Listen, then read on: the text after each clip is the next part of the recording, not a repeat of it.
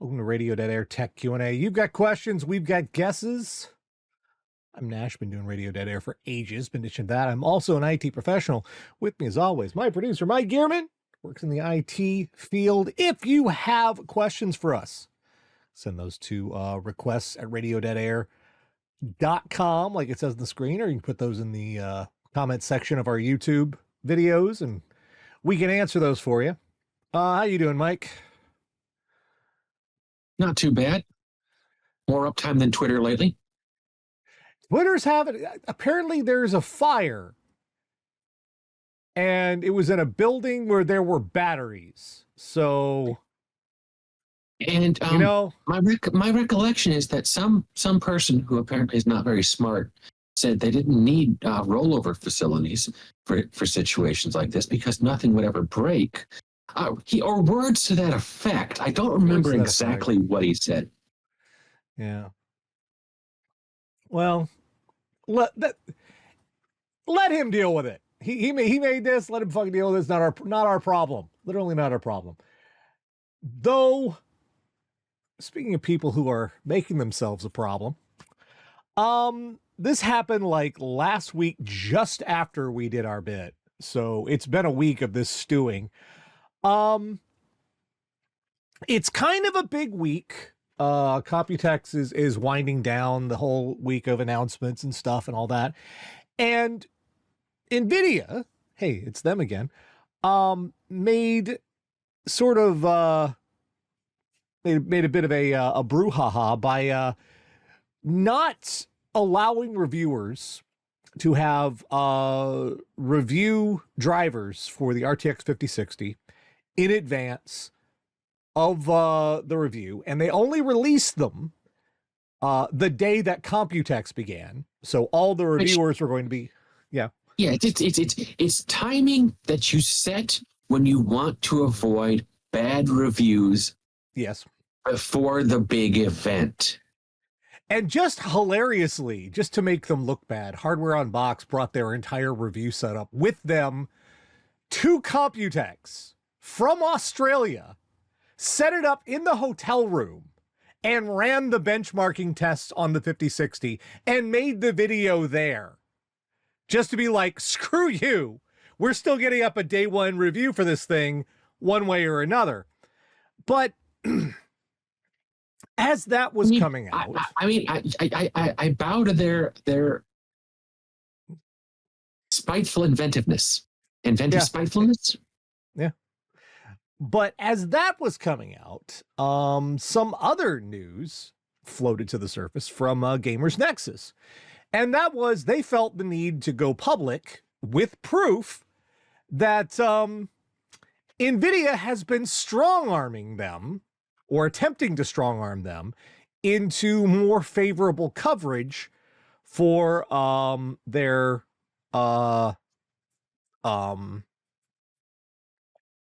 RTX 5060. What was it? Yeah. Well, it's in the 5060. This isn't the complete article here. Let's see. Gamers Nexus. Nvidia. Let's see. I'm still seeing 5060 everywhere. Yeah. Now I'm going to say something that there's a question I have about the Futurism article, which we'll get to once you go ahead. Yeah. There you go. There's the one. So yeah, there's been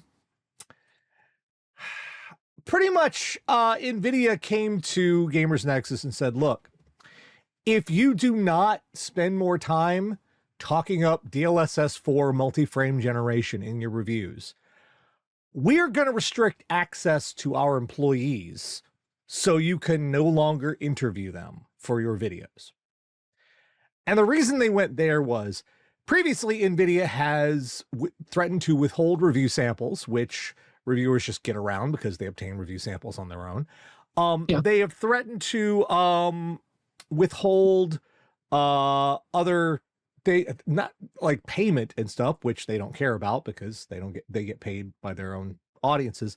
Now they're trying to threaten Gamers Nexus with the one thing they can't acquire elsewhere, which is access to Nvidia employees. Now, keep in mind, these employees have nothing to do with frame generation. The employees they've been talking to have been engineers who've been working on drivers, who've been working on cooling solutions. And Nvidia was like, yeah, you're going to give us the coverage we want, or we're not going to cooperate with you. We're not going to let you have access to these people.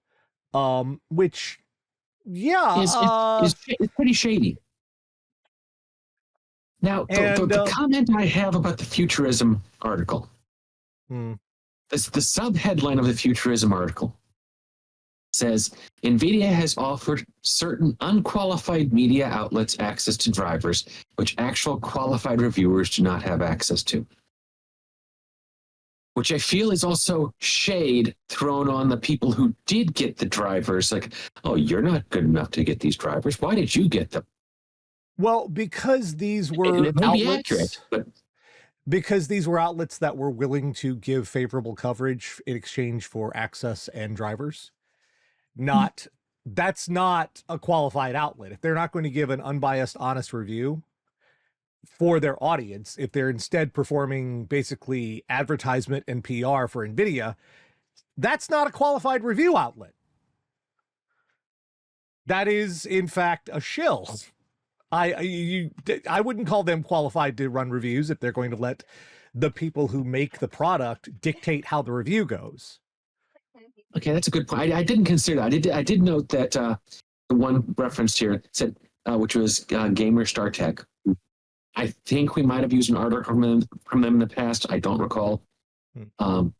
Said they allowed them to publish a review of the 5060, but dictated all the settings the reviewer used. So that tells me, hey, you set up this way and the numbers look better than maybe a real world situation, which is also, shady. The whole, it's weird that Nvidia is doing this because did they think the news wouldn't get out?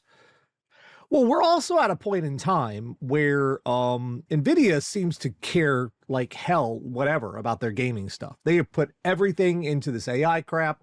They give a crap. Gaming is now a pittance market for them. So if they're gonna be like this, why are they even still making gaming GPUs?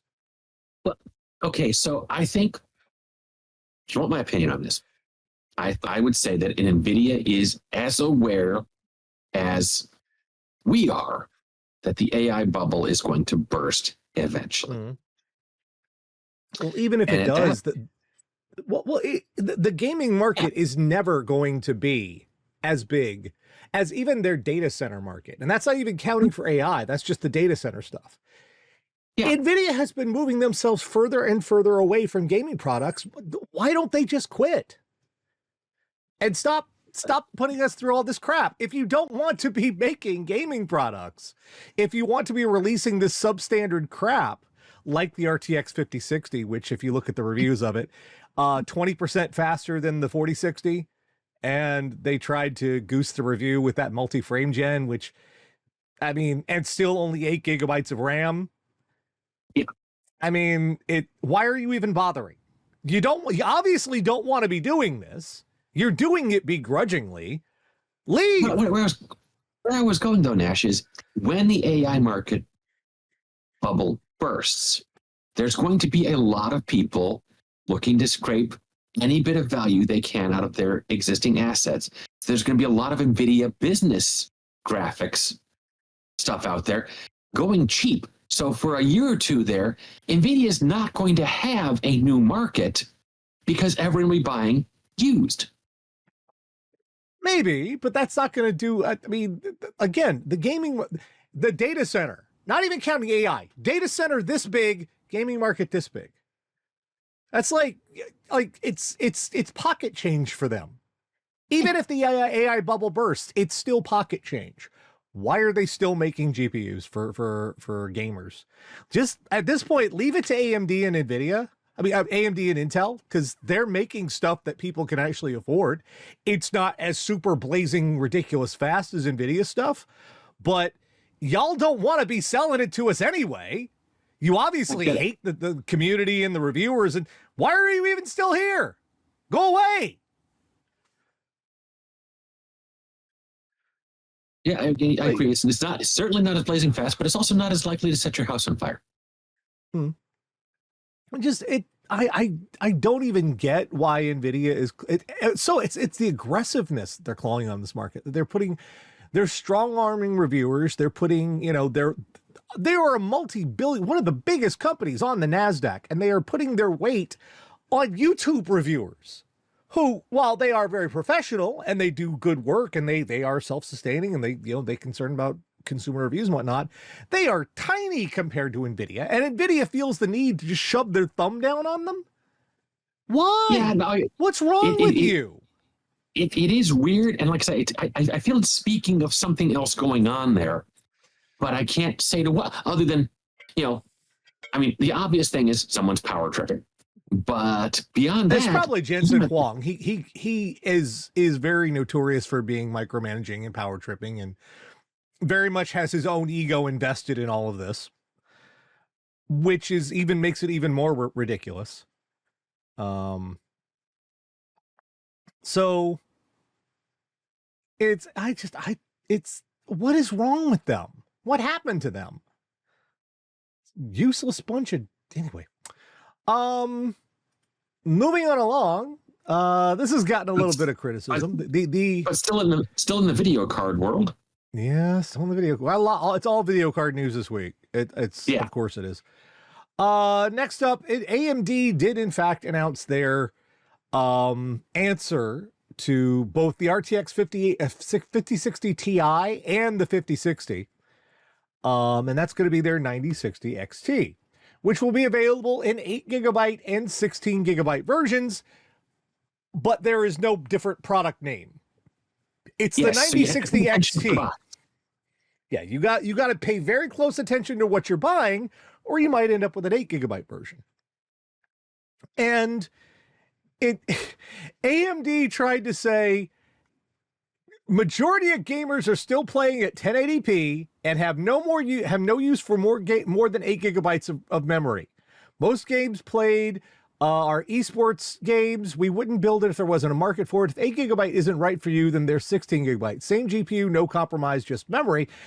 No, because you're confusing your higher end product with your lower end product deliberately.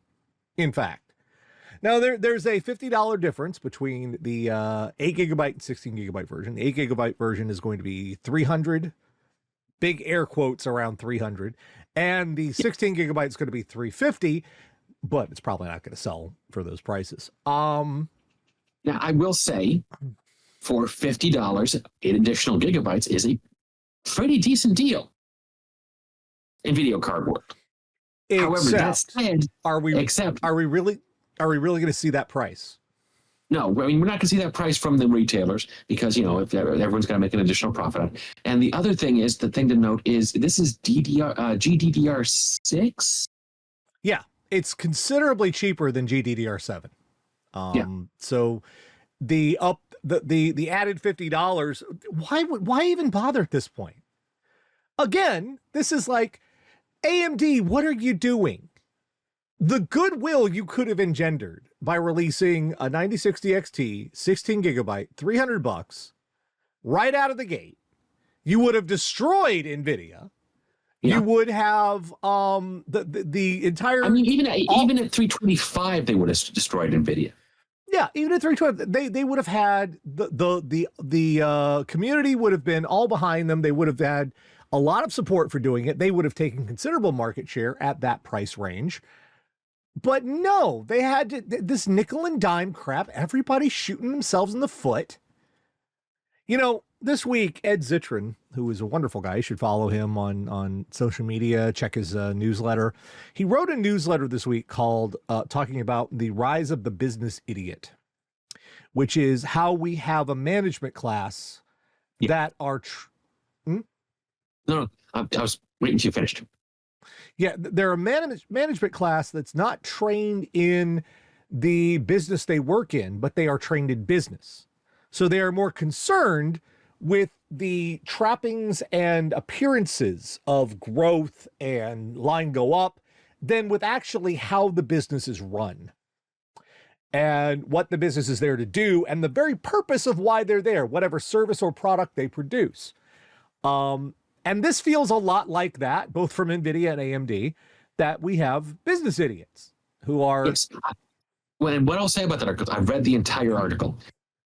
And I agree with Nash. First, anyone who's listening to this recording should follow Ed on social media and read his stuff. This is the single longest thing he's ever written. It gets a little repetitive in some sections, but overall, it is an amazing read. Yeah, it's a book, but it's because right now there's the people who are making these decisions are not qualified in the work they're doing. They're just qualified in being trained for business, not the business of whatever the business is doing. And that feels a lot like this because AMD, it feels like someone decided we got to have product segmentation here. We have to be able to squeeze out this much of a profit margin. We have to be able to have, the 8 gigabyte 16. We have to do this. And my answer is, my question is why? Why did you have to do this? Who are you serving with this option? Because you were this close to a grand slam, and AMD keeps doing this with every release. They're like this close to a grand slam, like with the 9070. It was like, great. But then it comes out that no, the MSRPs were all illusionary, that AMD was subsidizing the first release of the cards, and then thereafter, the prices skyrocketed. So, no, you did, just why? It's like they are in search of a foot to shoot. Every time. I don't get it. Well, we have one more this week just to go. Okay. This is getting kind of ridiculous, but I feel them here. So we have talked and talked and talked for the years since the release of the RTX 40 series. We have talked about the 12-pin high power connector, or technically 16-pin, because it has 4 sense pins. But we've talked about this ridiculous connector that Nvidia released that has constantly been overheating, overloading, setting things on fire. I was just going to go generally with fire hazard. And Nvidia has doubled down on it twice, not only from the 3090 to the 4090, now to the 5090 in the entire 50 series.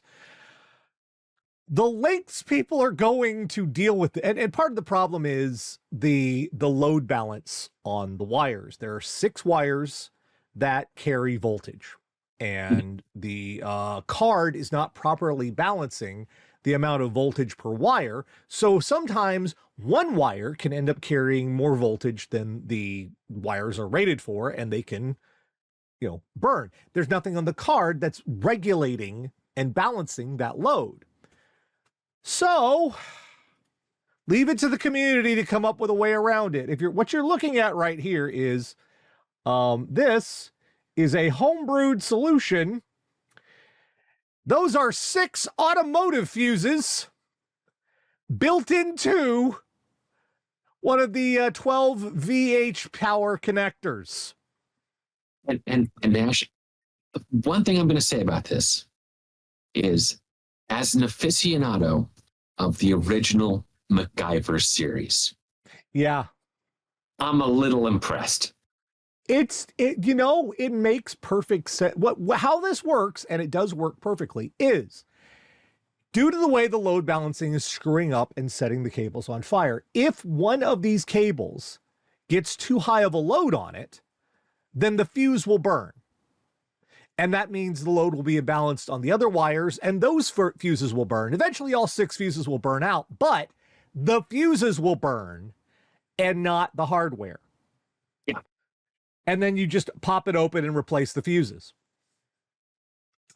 Fuses, Mike. Fuses in 2025. for the most expensive video cards on the planet, topping out at around $3,000 consumer cards. Nash, I'll tell you what. I'm actually surprised someone didn't put a little breaker box on there and do it that way instead. Someone might, that might be I guess it's a matter of the amperage. We'll see that in a couple weeks, I imagine. Someone will do it, because the rest of the article goes on to what other people have done to jury rig the connector to do this. One guy, split it out and hard soldered things on there. And they hard soldered to the card. Yeah, let me see if I can find the picture of it, because I did have pictures of this. Because it's a modular cable, he can just unplug at the power supply when he needs to. What was it? Derbauer just had a video. I didn't have a chance to watch it, but Derbauer just had a video come out. He's over at Computex right now. He's looking at some of the new products. And one of the videos he just put out, where is it? And I'm going to say something from the channel here real quick. Yeah. Okay. Seasonic, the power supply manufacturer. Let's see if I can get this up here. Have a look at it. So steam powered Ace says in the channel, okay, I understand that working, but it looks kind of alarming. Yes. Now, let me tell you what the original picture needs, Nash. More than a breaker box. LEDs on either side. I mean, in fact, you could put them there. Yeah, it would work.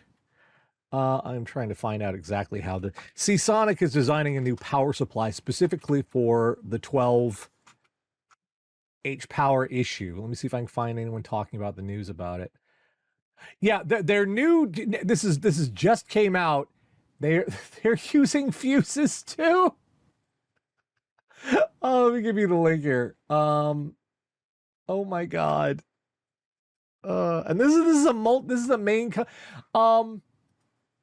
Seasonic plans to add a feature to its next generation prime power supplies.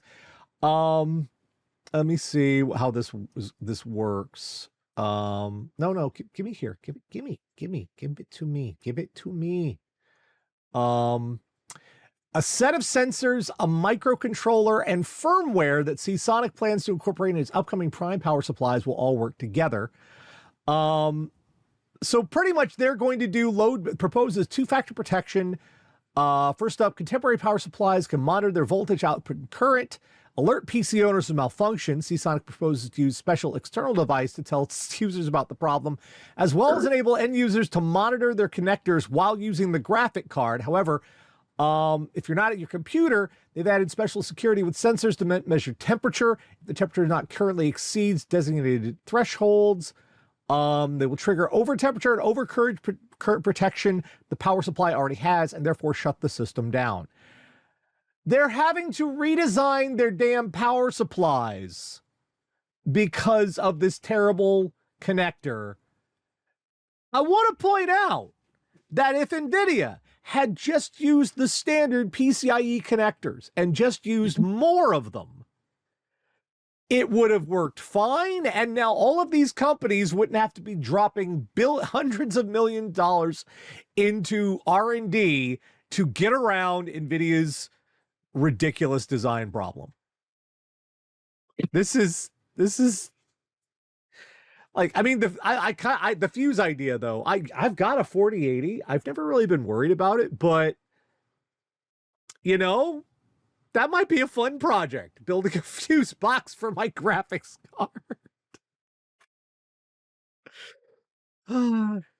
See, this is why I'm saying, why is Nvidia even still trying to make gaming GPUs? They are obviously don't want to.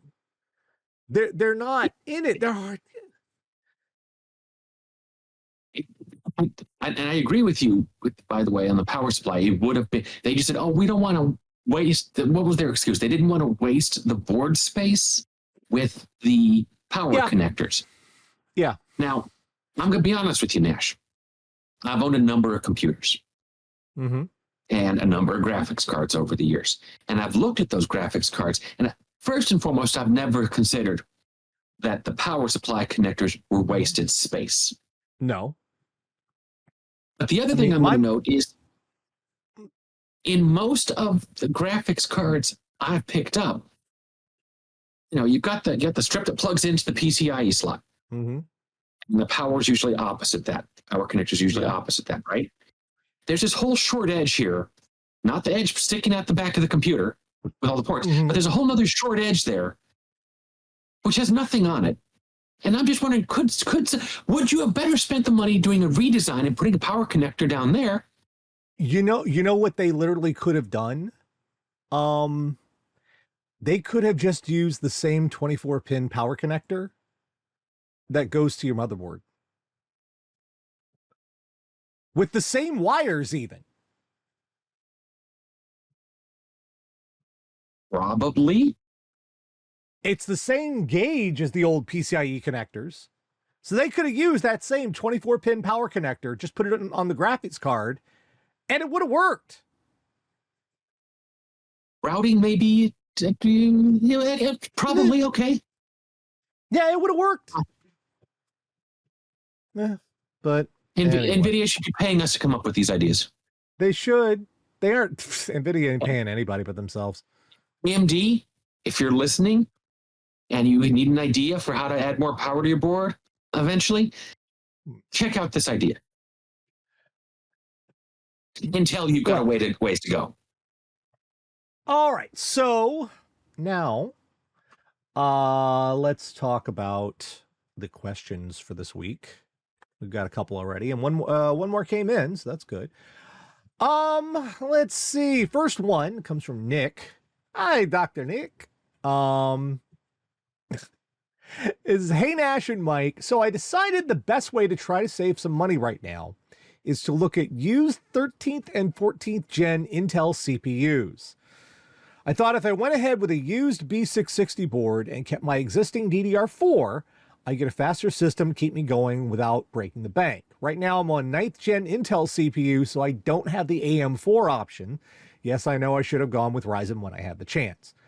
My question is, how do I shop for a used 13th, 14th gen Intel CPU while keeping in mind the degradation issues? Do you have any suggestions for spotting the damage or what? Now, to explain to everybody, if you're new, Intel made a big old boo-boo with the 13th and 14th gen CPUs, and due to a combination of netcode and drivers and motherboard BIOSes, the CPUs were drawing more power than they were rated for in some instances, and in others just working completely out of specification, and they were damaging the CPUs to the point where they could no longer operate at the specified speeds. In order to keep these working, you could potentially clock them down to a little, a lower level. And this has been a problem because if you want to sell a 13th or 14th gen CPU used, they look the same as a regular CPU that is not damaged. So it's hard to tell from, And there's really no way to look at it and go, oh yeah, that one's damaged. That one's good. That one's damaged. That one's good. Yeah. Unless there's actual scorch marks on it. So how does one look at this and say, well, shoot, what do I do? Well, the first thing I noticed, you're getting a B660 board. Intel is a lot more restrictive about overclocking than AMD is. You have to, if you want to overclock their CPUs, you have to get what's called a Z board, a Z690, Z790, Z890. The Z tier is the one that allows you to overclock unlocked Intel CPUs. If you don't have a Z board, your Intel CPU will only run at the specified out of the box. It won't go any faster. It will only clock as high as the box says, so you can't do any alterations to it. So you're already in good shape right there, because what you can do is, instead of getting a K unlocked, and we talked about this before, the Intel's naming scheme. You have, say, first you have the model number, which in this case would be 13500, 13600, 13700. Then you have a letter at the end, and K stands for unlocked. F stands for no graphics card. T stands for low voltage. Why? We have no idea. These Y stands for doesn't work out of box, buy a different chip. So what I could recommend, one of the things I could do and recommend getting a locked CPU. The chances of those having been degraded are significantly lower than getting some of the K-SKU CPUs, the unlocked ones. Now you're gonna have to look at, compare them, because let's see if I remember correctly. 13600. Let me have a look at it. Yeah, the regular 13600. How many cores and threads? All right, it's 14 cores, 20 threads. That's the same as the K-SKU, I believe. Yeah, the 12th gen was not the same, but yeah, okay. The 13th gen, that means 13th and 14th gen, the locked and unlocked have the same number of cores. It's a speed difference here. K-SKU is 5.1 gigahertz. The locked SKU is 5.0 gigahertz. So you're not losing that much top speed off these. It is a way to, if you're going to buy used, getting one of the locked core, if you already have a locked motherboard, then getting a locked CPU isn't going to make much of a difference speed-wise. And you will have more of assurance that if you get a used one, it's less likely to have been damaged. So that's one thing you can do. Another thing you can do is make sure whoever you buy it from takes returns. Because when you get it, set it up and then run some benchmark tests, stress tests. We've recommended some before, like, what is it? OCCP, is that, yeah, no, what is it, the benchmark? I always get the name wrong. It's OCCT, not P. Why do we get that wrong? Yeah, OCCT is a free benchmarking stability test software. You can download that and just, once you've got the new system assembled, put it through its paces for about 24 hours or so to see if you get any blue screens or if it crashes or whatnot. If it doesn't, you probably are going to be okay. Just make sure whatever motherboard you have, you upgrade that to the latest BIOS, because Intel has put fixes for this crap in those supposedly. That's your best bet. I would stay away from getting a 14900 or 13900, or because those are the highest end ones. They use the most electricity. If you say you're doing this to save money, I suspect you're getting a 13500 or at the most a 13700 or i7 as opposed to an i9. Those will have less chances of having been damaged. So that's the better plan on that regard. Otherwise, I mean, considering you're going from 9th generation, yeah, there's not a whole lot else you can do, really. I mean, I guess you get a 10th gen CPU, but if you're like, I got a B660 board for under $100, and I was looking at prices on the 13600s, and so those were about 150, 160. So yeah, for $260, it's a big upgrade over a 9th gen, and you can still use your DDR4. That'll keep you going for a little while longer. If you're going with used, not the worst idea. It will keep, you can, like, I'm trying to think comparison wise between like Ryzen 5800 compared to an Intel 13th and 14th, and there really is no comparison, because 13th and 14th was competing with the first generation of AM5. So yeah, it's not a bad plan, Nick.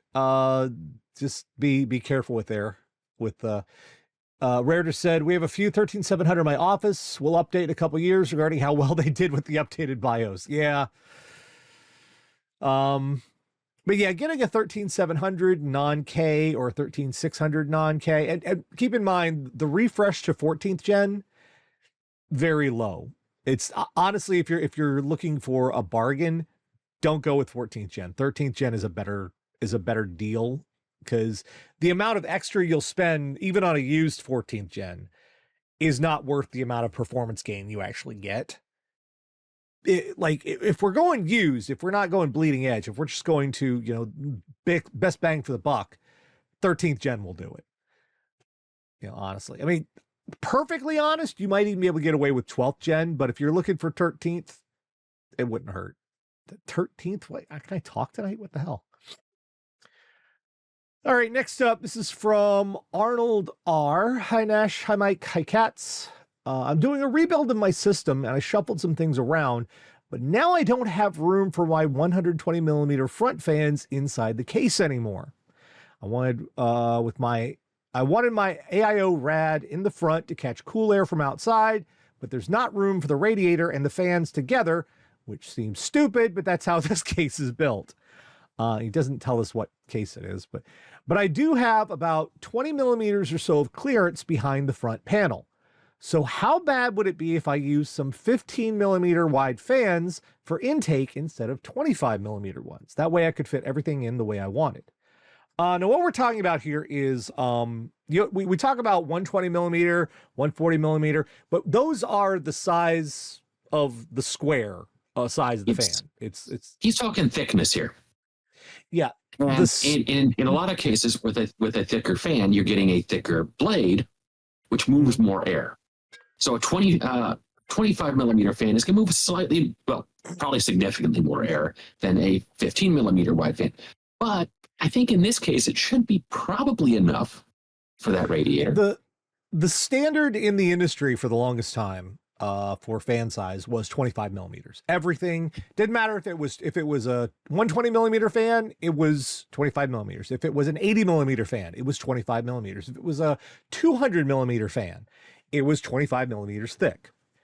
Then people said, why did we have to do that? And now we have thinner and thicker fans. The thicker fans are kind of impressive. We have 30 millimeter fans now that move a whole lot more air just by adding 5 more millimeters. Now the 15 millimeter slim fans, you are sacrificing some static pressure and airflow. And that, since you're using a radiator, what this is going to mean is you're going to have to run those 15 millimeter fans faster to get the same effect as those thicker fans you had before, the 120 millimeter fans. That will mean more noise. You can probably get similar performance up until, you know, a certain level, and the 120 millimeter fans are going to, the 25 millimeter fans are going to go run away with it, because the 15 millimeter fans will hit their limit. It will work. It just might not be the most efficient, but if you don't want to have to like tear your thing apart and get a new case, because that might be an option there too. But also, if you're just swapping out, let me see some fans here. Arctic P12. Noctua makes a 15 millimeter fan. Yeah, but theirs are expensive. They're expensive, but remember that the thing, as you mentioned, we're talking a little bit more noise here. One thing Noctua is absolutely known for is quiet fans. True. But so, Arctic has these actually can move some air if you need them to.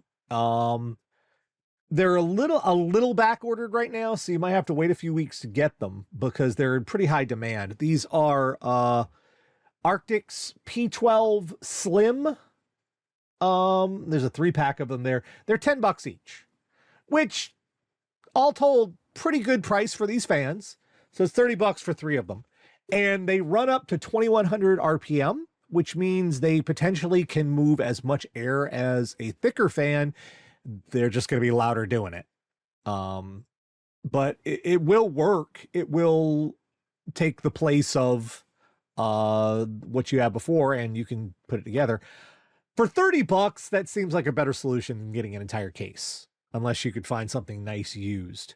Because cases right now, even like the starter ones are sitting at around $70 for a full-size case, which Not terrible, but well, I will say you might want to keep your eyes open because Computex just hit. New models are going to be released. You might be able to find some deals on like last year's models of cases or the year before. Let's see, is that Fractal Pop still on sale? Because damn, that was a good case. Yeah, or hit up your local Goodwill, see if they have any case. I mean, if you do not care about the styling of your case, you might find a significantly larger case there for $20, and then you can use your existing fans. Yeah, Fractal. They still have that Fractal Pop for like, well, now it's about $80 now. Crap. It was down to like 60 around Christmas. It was a good deal for that. Now it's gone up by $20. Thanks, tariffs. Thanks, Trump. That sucks. But yeah, it's if you want a cheap option that will work, the Arctic P12 Slims, they're a good price to performance for this purpose. So that should. It's not ideal. I want to stress. It'd be better if you were using 25 millimeters, but if you can't, you make do. All right, let's see what's next on the list. Oh, good Lord. It's from Tim H. Hi, Mike and Nash. I like RGB, and I'm not going to apologize for it. Exclamation point, exclamation point, exclamation point. So he's really not going to apologize for it. I have to look up that Terry Pratchett quote about multiple exclamation points. But trying to get everything unified is a pain in the butt because everyone has their own software and none of it works together. I'm sure you know this. Yes.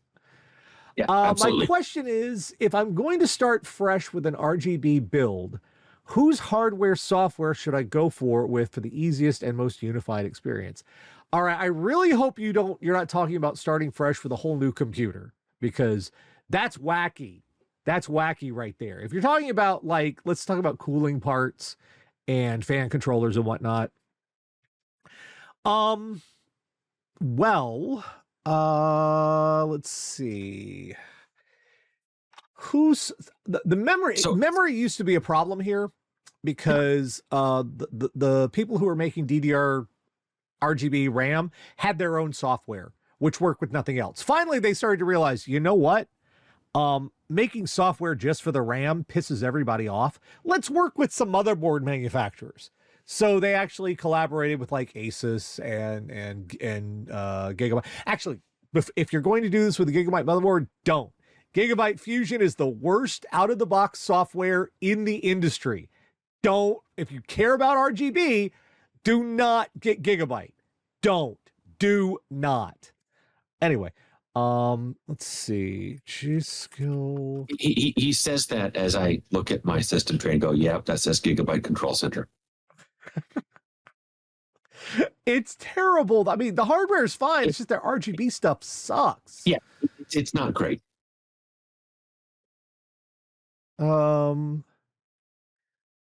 Yeah, there's G-Skill has options for Asus. You can control their software through, I believe. Yeah, the Aura. Okay. I have to find another way of RGB software RAM compatibility. Yeah, you'd have to check. Aura Sync tends to be G-Skill. If you have G-Skill RGB RAM, that works with Asus. A lot of you'd have to look up the manufacturer and see whose stuff works with what. Asus Aura stuff is not great. I would have said Corsair with their IQ, but now they've made that even more proprietary and shutting out everybody else, so that's not great. Razer is incredibly proprietary, so damn, don't make me say Asus is the best option here. I mean, there is Open RGB and there is Signal RGB, which both claim that they will run with generically, but that's also going to be depending on the device you're trying to use. And even then, they say it's compatible, doesn't always work right. And there's one called Aurora RGB, which I looked up today, and I don't have a lot of details on it, but it says it's compatible with Logitech, Razer, and various other things. And it's what they say here is open source and all features are free. So, yeah, as far as being the one that everybody that they claim they work with everybody, that's Signal RGB, and that one is, well, you got to pay for that one. And there's Open RGB, which is kind of, people have kind of abandoned that a lot. It's not getting the updates it used to, and that's an open source one. There's not a really good set of options here, unfortunately. The industry just seems to have no interest. Even Microsoft thought they would add a unified version for Windows, and even that doesn't work it's in Windows 11, and even that doesn't work very well. The irritating part, the utterly freaking irritating part about all this is entirely a software decision, because all of the RGB hardware, all of it, are using the exact same RGB LED package and controller. It's WS2. Let's see if I can. WS2. Yeah, WS2812B or compatible is the LED. It's a little package that's got all the LEDs plus a microcontroller built into it, and it's super tiny. Everybody uses the same one. It's all the exact same hardware. The only difference is the software that talks to it and the interface. And everyone in the industry has decided we're going to make ours specific to our stuff. Even though you can get adapters and use generic stuff with the proprietary stuff, and you can get people things to work together hardware-wise, it's frustrating and very stupid. There doesn't seem to be any end in sight. So of these all, I guess look into OpenRGB, look into Signal, look into Aurora. If you want to get one off the shelf, maybe try Asus. Don't give Gigabyte the time of day, and Corsair stuff can be nice, but it's stupid expensive and very proprietary. I wish I had a better answer for this. It's just a very stupid time for RGB, and I'm sure a lot of people like that it's a stupid time for RGB because they can't stand RGB for some reason. I like it. I'm weird. I like the blinky lights. I think they're cool. Because my computer is in my bedroom, I like RGB at times, but I like the ability to turn it off with one button, so I can go time to sleep. Because the computer stays on because it plays music, because I can't sleep without music anymore. All right. Last one is Mara checking in with us again. Hi, Nash, Mike, and the Floof Menagerie. I asked in last week's inquiry about upgrading CPU, GPU from a recent ASRock B650 purchase. Got my hands on a 7600 CPU, waiting on some DDR5. Next, I want to focus on the GPU. Which GPU would you guys specifically recommend to upgrade my 1660 Super with the B650? Recall you mentioning in the past certain models are prone to issues in one regard or another. Like to find something worthwhile while avoiding anything problematic. Okay. If you're coming from a 16, didn't give a budget. That's kind of an important thing. If you're coming from a 1660 Super, budget is important. Knowing how much you're willing to spend on the video card is important. I'd say your entry level that you're going to spend right now on one might be $300, depending on how things go soon. I would actually, under 300 would be better, because let's see, if you could look into getting a used card, they're gonna be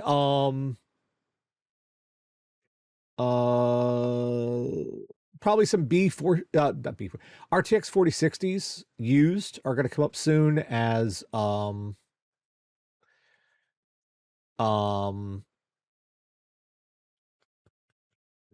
am I thinking? Yeah, the RTX 5060 is out, which means some people might be upgrading from their 4060. They'll definitely affordable, which would be best, or used, which would be viable. Okay.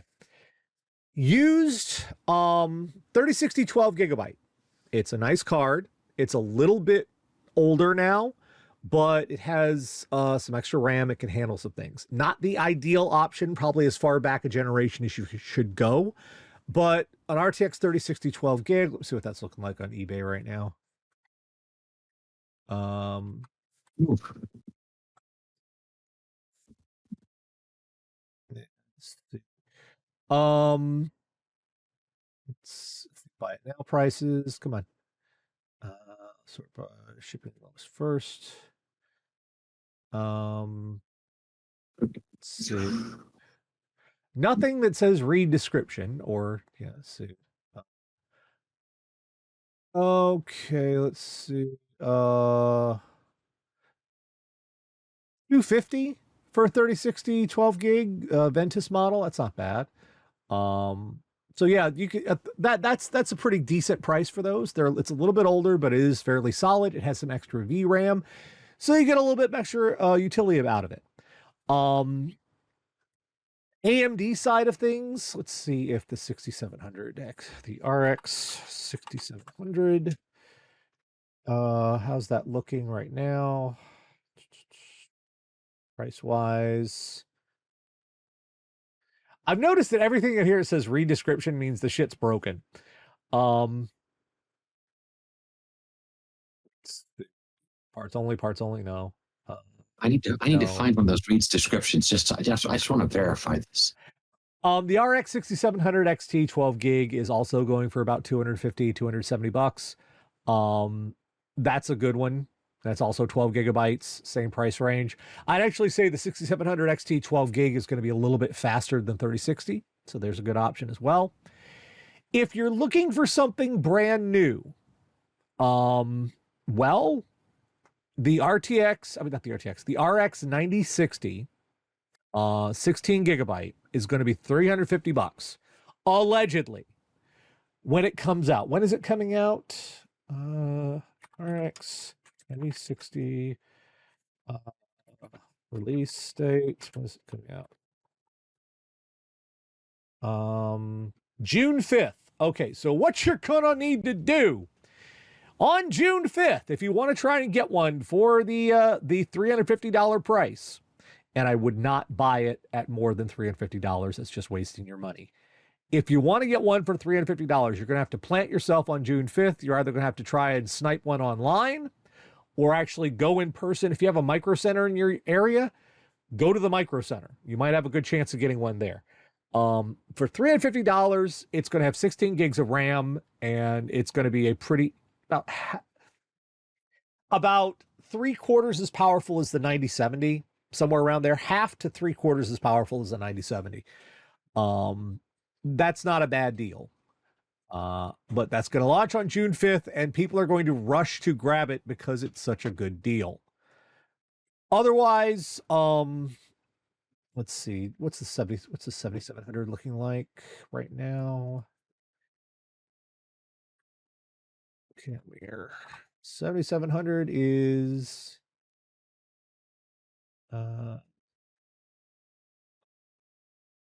wow, those are pricey. 7700s are up at 450. 7600. I don't really want to do 7600. There is a 16 gig version of that one. Let's see. Yeah, the 7600 8 gigs, I wouldn't recommend those. Those are for too little VRAM at this point. 7600 16 gig. Where is it? Okay, yeah, there's I see one for 350. Yeah, the RX 7600 16 gig for 350. Not as good as if you could get a hold of a 9060. Only have a Best Buy, where conservative places sell new computers. Ah, crap. Then you're gonna have to look online. That's gonna be the one you're gonna try to get, is the RX 9060 60 gigabyte for 350. That will be an excellent. Do not get the 8 gigabyte version. Wasted your money. Otherwise, yeah, that's 6700 XT for 12 gig for 12 gig for 270 bucks is a pretty decent deal. It will be about 90, kind of under 9060 performance, but for the money, that's a good bet. And the stuff you're playing, about BG3 and Baldur's Gate 3 and SWOTR, that'll be more than you need. The 30, 60, 12 gig is only kind of like last resort sort of thing. So that's anything else you want to add, Mike? No, that seems about to cover it. I mean, as All right, always, well, as always, if going used, go with somewhere that's got buyer protection. yep, always. Someplace. Don't ever buy from someone that says no returns, because that's always a little suspect there. All right, then. I think that's going to do it. I'd say the only time it's not suspect is if it's a going out of business sale for a local computer store. True. Yeah. And, All right. Well, that's going to do it for us for tonight. We'll be back next Saturday at 9 p.m. Eastern. If you have tech questions for me and Mike, send those to requests at radiodeadair.com. Until then, for Mike and myself, we'll see you next time. Good night, everybody.